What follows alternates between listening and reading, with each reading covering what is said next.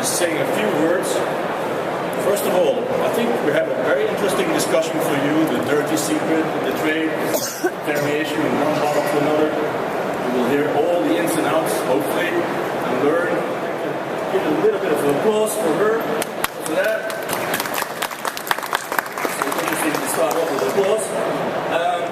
The subject of today's discussion is bottle variation. And we've dubbed this the dirty secret of the wine trade. Because when it comes to consumers buying a bottle off the shelf, what's the chance that what they're getting is going to be the same each time they purchase that same bottle, perhaps from different retail outlets? How consistent is wine? And there is some good data that have emerged that suggests that actually, for one reason or another, there's a good deal of bottle variation that's being experienced by consumers. So that when they buy a certain wine, that same wine is not the same every time, whether it's packaged in glass, with a range of different closures, or packaged in alternative formats such as bag-in-box or PET. There are issues, for instance, the logistics chain, warehousing, shipping, transport. All of these sorts of issues contribute around this subject of bottle variation.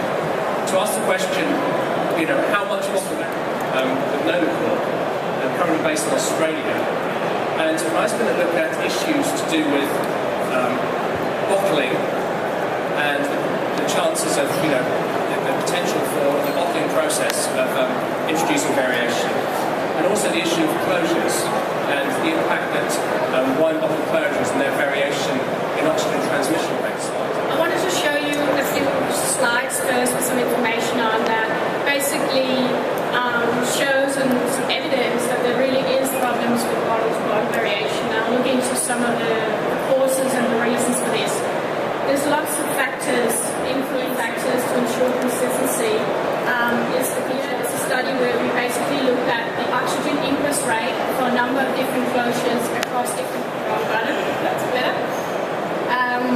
What you see here is actually the coefficient of variation. So we basically in transit, we're talking about tames, is something that sort of dwarfs the effect of closure uptake. We've been talking quite a lot about the different levels of oxygen transmission in the past with different closures. But if you're not controlling your bottling, it seems that the dose of oxygen that's being picked up by some of those data that you showed there is so high that it's going to take you a number of years to see any difference. And this is actually how we discovered that bottling had such a big impact, because work done by the AWI and other institutes around the world analyzed bottling. And then we went back and we investigated in detail, and as I said, we had new technology available, and it was honestly companies like Nomacorc that was pushing and saying, we want to understand this. So then we looked at the equivalent to what ingresses over a typical closure over maybe 1 or 2 years. So if you have that much oxygen, the ability of OTR to... The Brooks is brilliant, we know that well. Winemaker is just having some